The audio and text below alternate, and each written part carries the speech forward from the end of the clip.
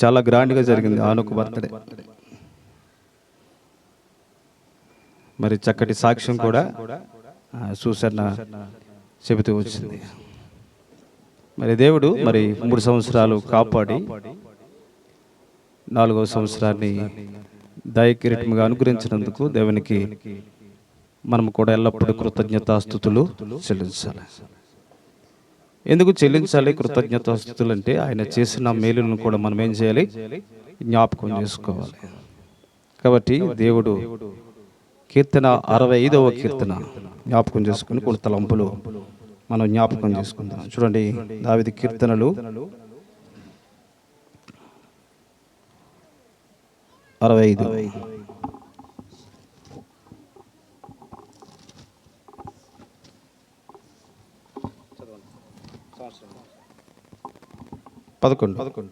65 సంవత్సరమును దయాకిరీటమును ధరింపజేసి ఉన్నావు, నీ జాడలు వెదజల్లుచును. చదవబడిన లేఖన భాగమును దేవుడు దీవించి ఆశీర్వదించునుగాక. దేవుడు సంవత్సరమును దయాకిరీటాన్ని అనుగ్రహించాడు. మరి ఆనోకు దేవుడు ఎన్ని కిరీటాలు ఇచ్చాడు? ఇప్పటికి అమ్మా ఎన్ని కిరీటాలు ఆనోక్కి? 3 కిరీటాలు పూర్తి చేసి 4వ కిరీటాన్ని మరి దేవుడు దయా కిరీటము అనుగ్రహించాడు. మరి దయా అనే కిరీటము ఇది కొనుక్కుంటే వచ్చేది కాదు, దేవుడు అనుగ్రహిస్తే వచ్చేది. కాబట్టి దేవుడు దయా కిరీటము అనుగ్రహించినందుకు కృతజ్ఞతాస్తుతులు చెల్లించాలి.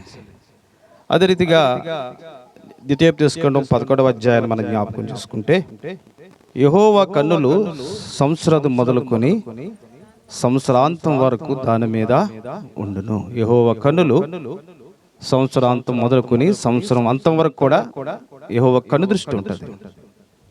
ఎవరి మీద ఆయన కన్ను దృష్టి ఉంటుందంటే, యెహోవా యందు భయభక్తులు గలవారి మీద ఆయన కన్ను దృష్టి ఉంటుంది. కాబట్టి దేవుడు ఆనోకును కాపాడుతూ వచ్చాడు. 365 రోజులు కాపాడుతూ వచ్చాడు. అనేకమైన బాధలు, వ్యాధులు మరి సంభవించినప్పటికీ ఆయన దయలో, ఆయన కృపలో భద్రపరుస్తూ వచ్చాడు. దాన్ని బట్టి దేవునికి కూడా కృతజ్ఞతాస్తుతులు చెల్లించాలి. తర్వాత బిడ్డలు బహుమానముగా దేవుడు అనుగ్రహిస్తూ వచ్చాడు.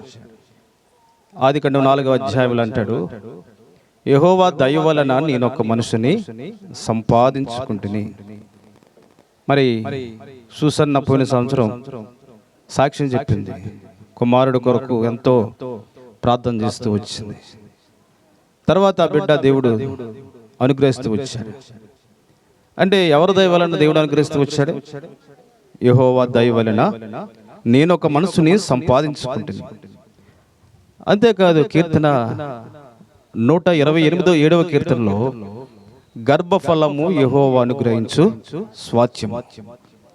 మనకి దేవుడు పిల్లల్ని స్వాస్థ్యముగా ఇచ్చాడు, బహుమానంగా ఇచ్చాడు. చాలా మందికి ఇంకా సంతానం లేక ప్రార్థన చేసుకుంటున్నారు. వారి కొరకు ప్రార్థన చేస్తున్న సంఘాలు. అయితే దేవుడు మరి వారిని కూడా దీవించి ఆశీర్వదించి వారికి కూడా బిడ్డలను అనుగ్రహించాలి. ఈ రీతిగా మరి బిడ్డలు అనేది మరి దేవుడిచ్చే బహుమానం. ఈ బహుమానాన్ని మనము ఎలాగో ఉపయోగించుకోవాలి? బిడ్డలు యెహోవా అనుగ్రహించు స్వాస్థ్యం. బిడ్డలు ఎదుగుతున్నప్పుడు దేవుడు ఆశీర్వదిస్తాడంట. చూడండి, ఆ మాట చదువుదామా? న్యాయాధిపతుల గ్రంథము 13వ అధ్యాయం 24వ వచనం. న్యాయాధిపతుల గ్రంథము 13వ అధ్యాయము 24వ వచనంలో, ఆ బాలుడు ఎదుగున్నప్పుడు యెహోవా అతనిని ఆశీర్వదించెను. ఎప్పుడు ఆశీర్వదిస్తున్నాడంట?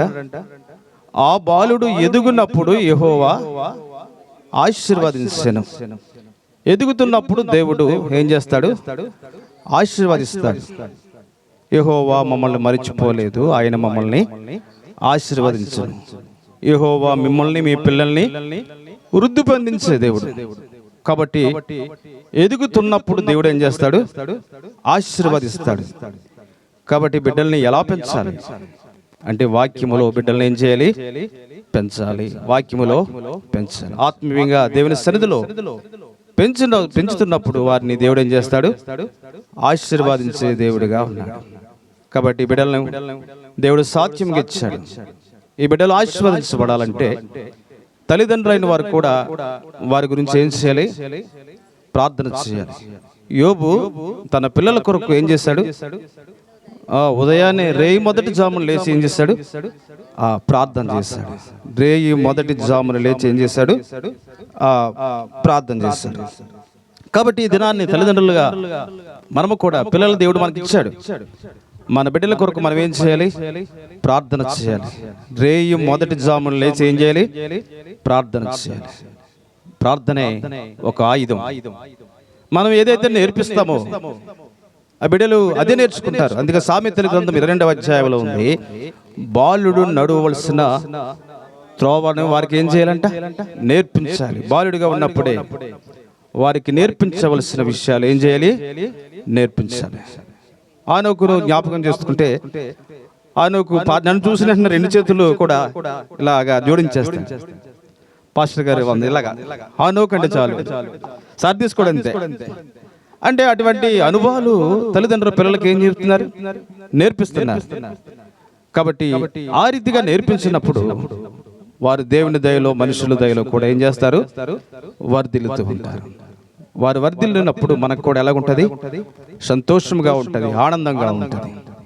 ఇది నాన్ని మరి ఆనోకును గురించి కొన్ని విషయాలు చెప్పాలని నా ఆశ. ఆనోకును గురించి కొన్ని విషయాలు మీరు అందరికీ తెలుసు. ఆనోకును గురించి కొన్ని విషయాలు చెప్పాలని ఆశ. అసలు ఆనోకు అంటే అర్థం ఏంటి? ఆనోకు అనగా అర్థం ఏంటి? బైబిల్లో ఎంతమంది ఆనోకులు ఉన్నారు? సరే, ఆనోకు అనగా ప్రతిష్ఠుడు. ఆనోకు అనగా ఎవరు? ప్రతిష్ఠుడు. బైబిల్ గ్రంథంలో ఆనోకులు ఎంతమంది ఉన్నారు? చెప్పండి. తప్పు పర్లేదు, చెప్పండి. మనమే కదా అమ్మా అమ్మా అమ్మా ఇద్దరు. ఇంకా చెప్పాలి. ఎంతమంది ఉన్నారు? సరే, నేను చెప్తాను ఒకసారి చూడండి. మొదటి ఆనోకు, ఆదికాండము 4వ అధ్యాయం 17వ వచనంలో కయ్యోను కుమారుడైన ఆనోకు. మొదటి ఆనోకు ఎవరు? మొదటి ఆనోకు ఎవరు? కయ్యోను కుమారుడైన ఆనోకు. రెండవది ఆదికాండము 5వ అధ్యాయము 18వ వచనంలో ఉంది, హేరోదు కుమారుడైన ఎవరు? ఆనోకు రెండవది. మూడవ ఆనోకు ఆదికాండము 25వ అధ్యాయం, ఆదికాండము 25వ అధ్యాయము 4వ వచనం. ఎవరు ఆనోకు ఎక్కడి నుండి వచ్చాడు అంటే, అబ్రహాము చనిపోయిన తర్వాత అబ్రహాము వివాహం చేసుకున్నాడు కేతురా. ఆ సంతానములో నుండి ఆనోకు ఉన్నాడు. ఆ సంతానములో నుండి ఆనోకు. 4వ ఆనోకు ఎవరు? 4వ ఆనోకు చూడండి, రిఫరెన్స్ ఆదికాండము 46వ అధ్యాయం, ఆదికాండము 46వ అధ్యాయము 8వ వచనం. ఆదికాండము 46, యాకోబు అతని కుమారులు.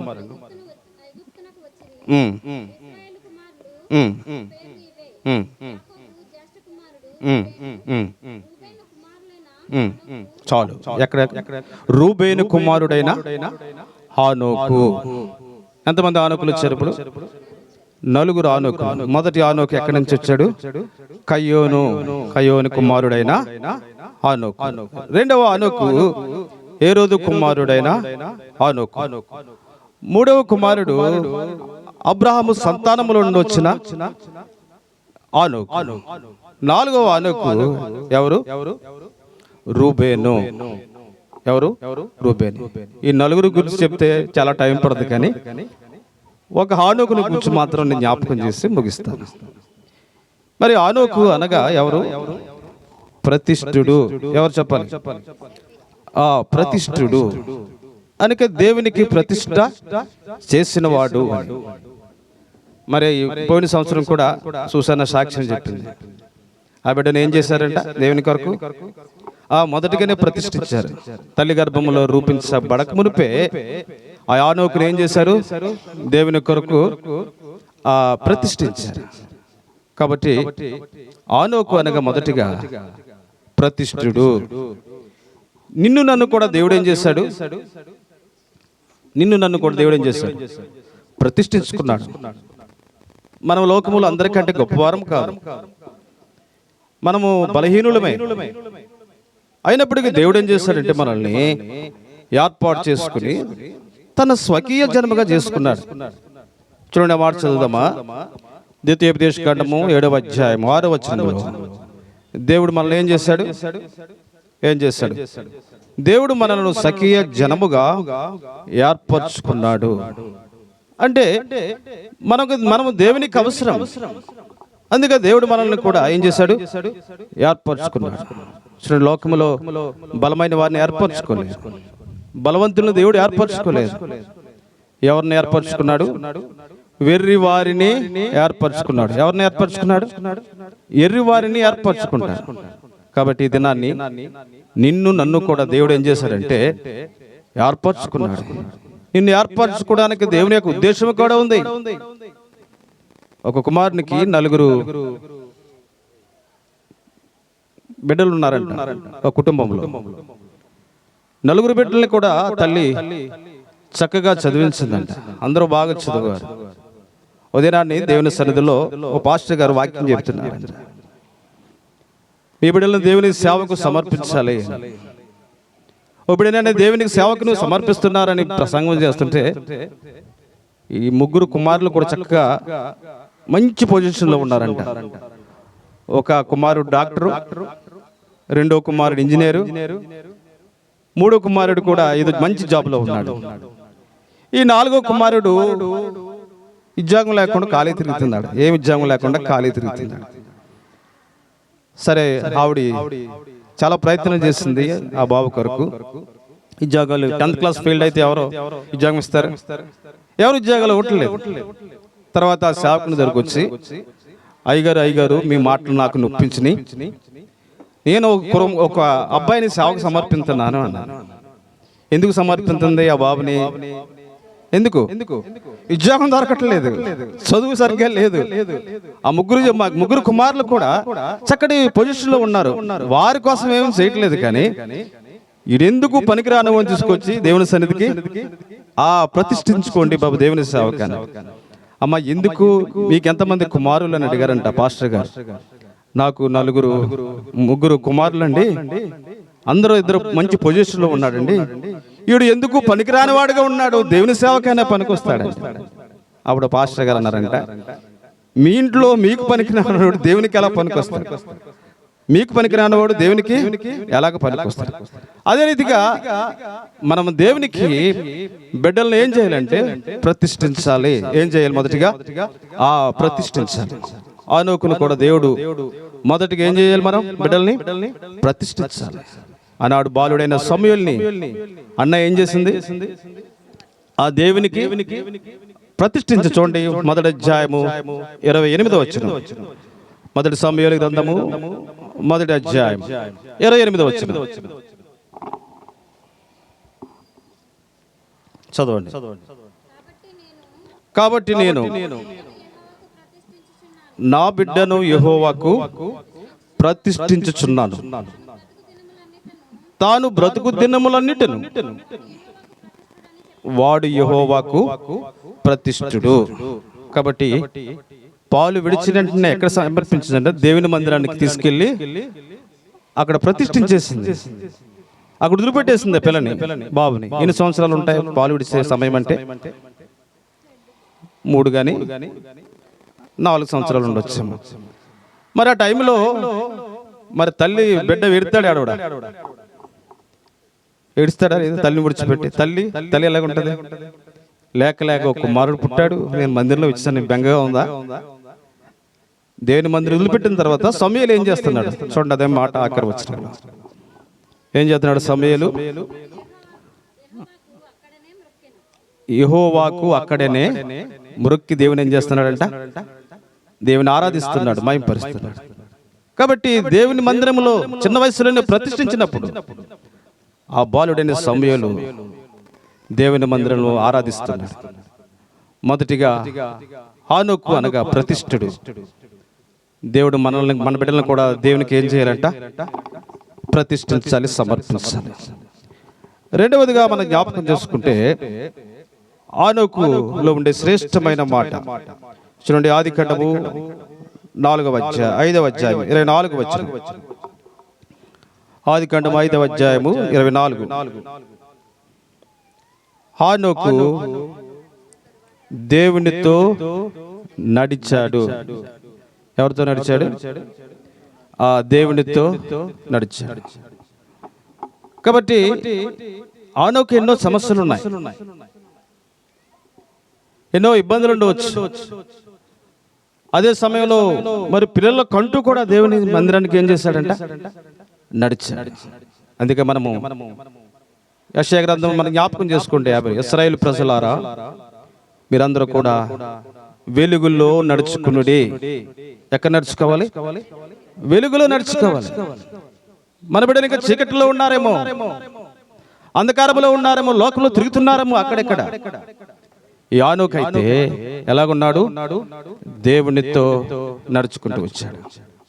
కాబట్టి ఈ దినాన్ని హానోకు వలె మన బిడ్డలను కూడా ఎక్కడ నడిపించాలి? దేవుని మందిరంలోనికి నడిపించాలి, దేవుని మందిరాన్ని నేర్పించాలి, వాద్యాలు నేర్పించాలి. పిల్లలకి చిన్న వయసులోనే పాటలు నేర్పించాలి. అప్పుడే వారు ఎలాగుంటారంటే ఆత్మీయంగా ఉంటారు. మూడవది శ్రేష్టమైన మాట, హానోకులో ఉండే శ్రేష్టమైన మాట చూడండి. హెబ్రీయులకు రాసిన పత్రిక 11వ అధ్యాయం. హెబ్రీయులకు రాసిన పత్రిక 11వ అధ్యాయం 5వ వచనం.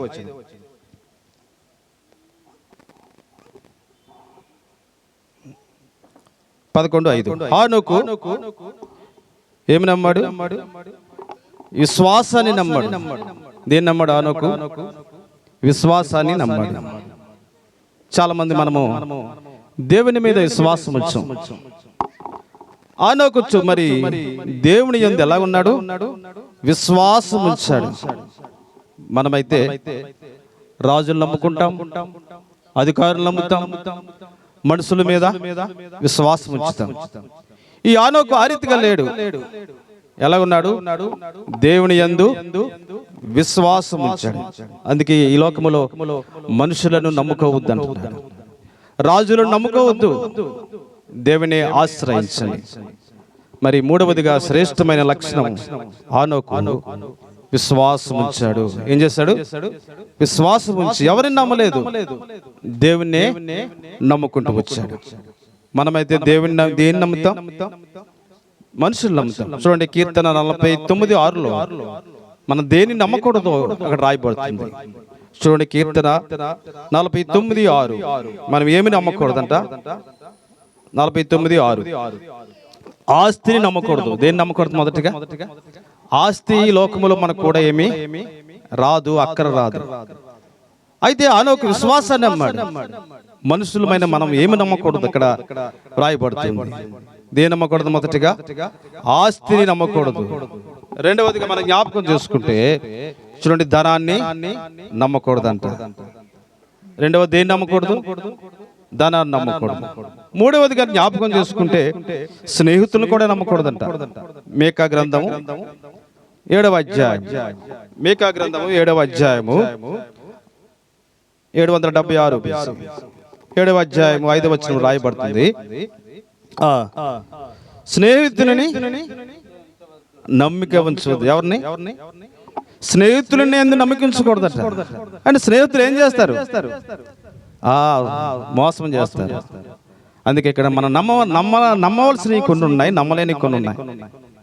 మనం దేవుని నమ్మాలి, మన ఆస్తిని మనం నమ్ముకోకూడదు, మన ధనాన్ని మనం నమ్మకూడదు, మన స్నేహితుల్ని నమ్మకూడదు. అదే మాటలో ఇంకోటి రాయబడుతుంది, చదవండి మాట. భార్యను కూడా ఏం చేయకూడదంట? నమ్మకూడదు. భార్యను కూడా ఏం చేయకూడదు, నమ్మకూడదు. అలాగని చెప్తున్నారండి పాస్టర్ గారు అంటారేమో. వాక్యం కూడా ఉంది. కాబట్టి మనం మన తర్వాత ఇంకా దేన్ని నమ్మకూడదు? కీర్తన 115వ అధ్యాయము 8వ వచనంలో రాయబడుతుంది, విగ్రహముల యందు మనం ఏం చేయకూడదు? నమ్మిక ఉంచకూడదు.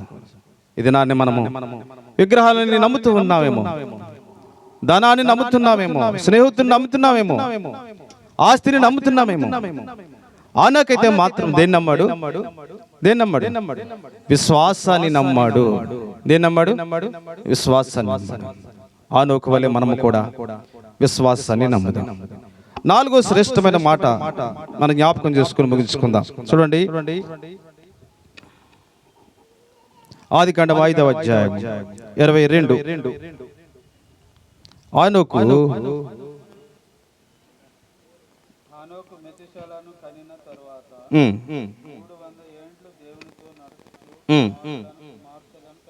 చాలు. ఇక్కడ కుటుంబముతో ఆనోకు దేవునితో నడుస్తున్నాడు. ఎలా నడుస్తున్నాడు? కుటుంబముతో ఆనోకు దేవునితో నడుస్తున్నాడు. ఇది నా కుటుంబంతో మందిరానికి వెళ్ళడం చాలా కష్టం. భార్య వెళ్తే భర్త రాడు, భర్త వెళ్తే భార్య వెళ్దు, భార్య భర్త వెళ్తే ఇంకెవరు వెళ్ళరు? పిల్లలు వెళ్ళరు, పిల్లలు వెళ్తే తల్లిదండ్రులు. ఆ రీతిగా లేడు ఆనోకు. ఎలాగున్నాడు? కుటుంబంతో పిల్లలకంటూ కూడా దేవుని మందిరానికి నడిచాడు. ఇది నాన్ని దేవుడు మనకి ఇచ్చాడు బిడ్డల్ని. ఆ బిడ్డల్ని ఎలా పెంచుతున్నాం దేవునిలో? కొంచెం వర్షం వస్తే చాలు ప్రార్థన మానేస్తాం కదా. చిన్న వర్షం వస్తే చాలు దేవుని మందిరానికి మానిపించేస్తాం పిల్లల్ని. ఎప్పుడు కూడా పిల్లల్ని దేవుని మందిరానికి ఏం చేయకూడదు? మాన్పించకూడదు. సండే స్కూల్లో చక్కటి పాటలు నేర్పుతారు.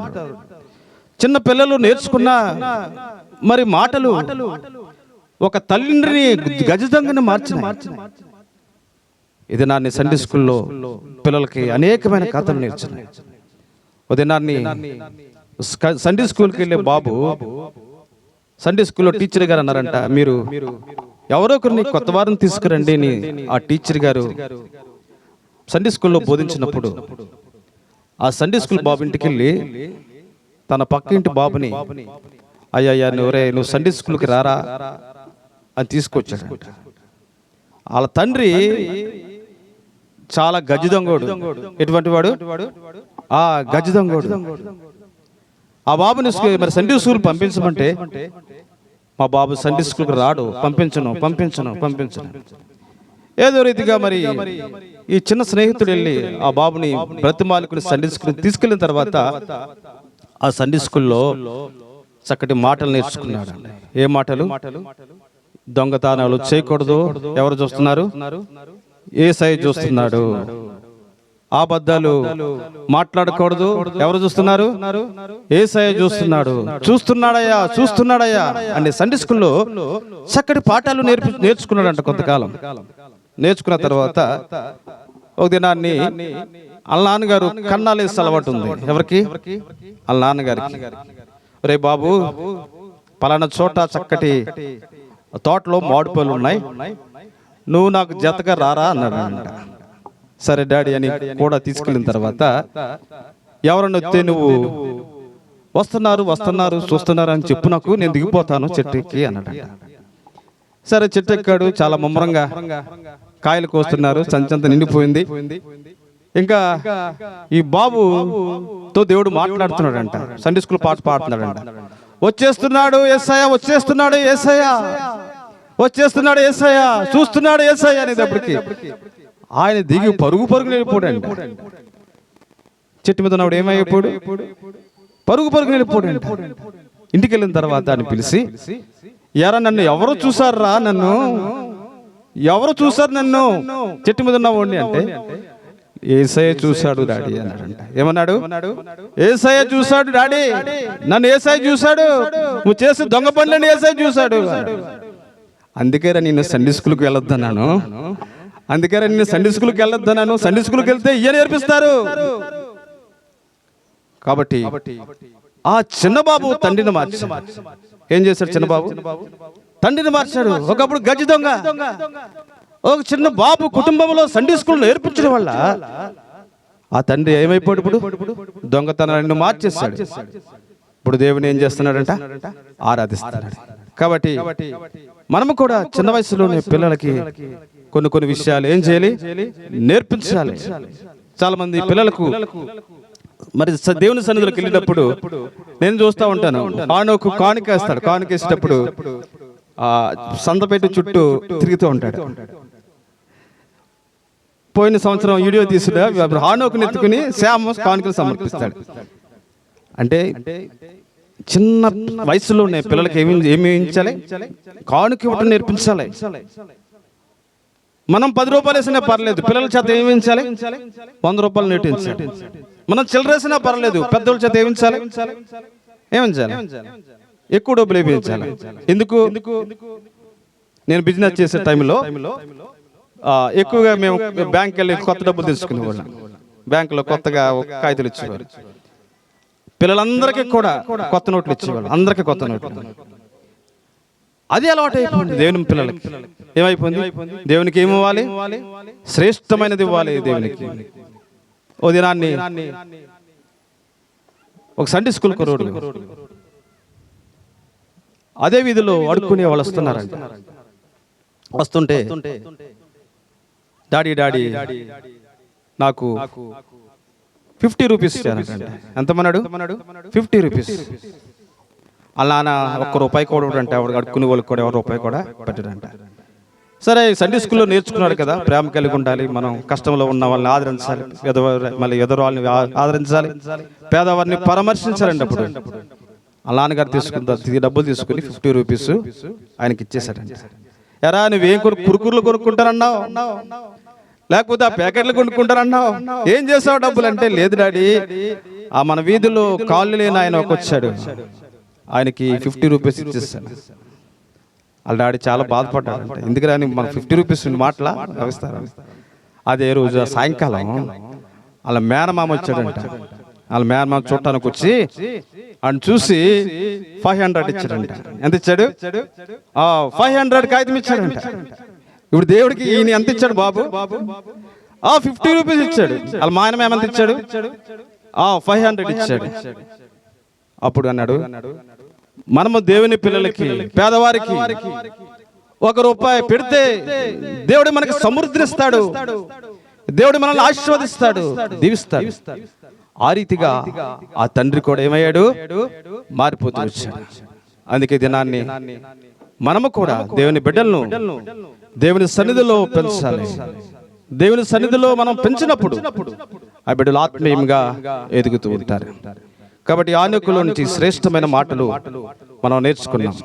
మొదటగా ఆనోకు ఎటువంటి వాడు? ప్రతిష్ఠుడు. చెప్పండి, ఎటువంటి వాడు? ప్రతిష్ఠుడు. రెండవది ఆనోకు దేవునితో నడిచిన వాడు. మూడవది ఆనోకు దేన్ని నమ్మాడు? విశ్వాసాన్ని నమ్మాడు. నాలుగవది ఆనోకు కుటుంబంతో నడిచాడు. ఎలా నడిచాడు? కుటుంబంతో నడిచాడు. ఇంతవరకు దేవుని మందిరాన్ని కుటుంబంతో వెళ్ళలేకపోతున్నారేమో, ఇంటి దగ్గర పిల్లల్ని కాపలా పెడుతున్నారేమో. ఆ రీతిగా ఉండొద్దు. దేవుని పిల్లల్ని మీతో పాటు దేవుని సన్నిధికి తీసుకెళ్ళండి. అక్కడ దేవుని మాటలు నేర్పిస్తారు, అనేక విషయాలు నేర్చుకుంటారు. కాబట్టి ఇది మనము కూడా మన పిల్లల్ని ఎలా పెంచాలంటే ఆనోకు వలె పెంచాలి. ఎలా పెంచాలి చెప్పండి? ఆనోకు వలె. ఇంకో మాట మనం జ్ఞాపకం చేసుకుని ముగించుకుందాం. హెబ్రీయులకు రాసిన పత్రిక